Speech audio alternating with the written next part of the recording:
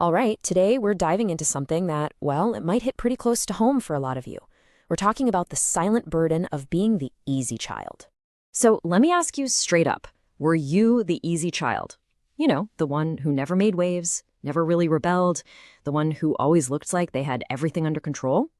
If that question even makes you pause for a second, then yeah, this one's for you. So mature for your age. Never causes any trouble. Such a big help. Any of these ringing a bell?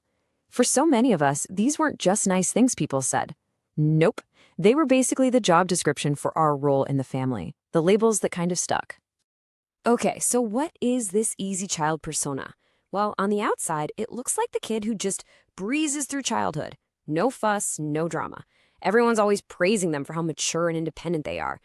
But the real question is, what's actually happening under the surface? And this is so important to get. Being the easy child, it's not some personality trait you're just born with. Not at all. It's something you learn. It's actually this incredibly smart, subconscious strategy for, well, for survival. Right, it's an adaptation. Think about it. If your home environment feels kind of stressful, maybe even chaotic, a child might figure out, without even realizing it, that the safest play is to just fade into the background. Don't add any more fuel to the fire, you know? So you learn to handle your own stuff super quietly without taking up space. And this is the absolute heart of the whole thing. Please, let this one really sink in for a minute. It wasn't that you were easy. It's that your environment was hard. And you were so smart and so resilient that you figured out how to deal with it. This wasn't about your personality. It was a coping mechanism, a brilliant one at that. But here's the catch. That amazing survival skill you developed, it doesn't just switch off when you grow up. It sticks with you right into adulthood. And that's where we start to see the hidden cost. And believe me, it can be a really heavy one. So you see how this stuff transforms, right? That independence everyone praised you for as a kid, as an adult, it becomes this hyper-independence where you literally can't bring yourself to ask for help. Being the peacemaker, now you just avoid conflict at all costs. And that maturity, well, that becomes a habit of just burying your own feelings. And you feel this stuff every single day. It's that pit in your stomach, that fear of disappointing someone. It's how hard it feels, almost physically impossible sometimes, to just say, hey, I need something. You just push your own emotions down because you've learned a long time ago that they were an inconvenience.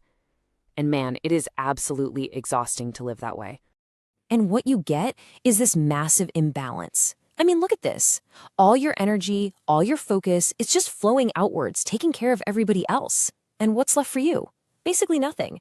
You get a PhD in meeting everyone else's needs while you're failing the first grade class on your own. Okay, but here's the good news. It doesn't have to be like this forever. The way forward, the path to healing, it really starts with one simple but totally radical idea. Giving yourself permission. That's it. Permission to have needs. Permission to take up some space, permission to just be human. But you know, before we even get into how to change, we gotta acknowledge something amazing. This whole experience, it gave you a superpower. Seriously, because you had to be so tuned in to how everyone else was feeling, you developed this incredibly deep empathy. That is a real strength, and it's yours to keep. So the key here isn't to get rid of that empathy, not at all. The real healing comes from learning that it's finally safe to aim some of that care and attention back at yourself, to finally believe that it's okay to have needs, and even more, that it's okay to actually voice them. So what can you actually do? Well, you start small, super small. Step one is just recognizing this pattern in yourself, which, hey, you're doing that right now just by being here. Next, just acknowledge that your needs are valid. You don't even have to act on them yet, just admit they exist. Then maybe you can try voicing one tiny need to someone safe. And the last piece, learning to be okay with the idea of being a burden, even though, let's be clear, you aren't one. And I'm gonna leave you with this to think about. That deep, deep fear you have of being a burden.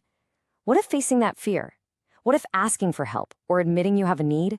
What if that's not weakness, but the bravest, most healing thing you could possibly do for yourself? What if that's the truest path to really connecting with people?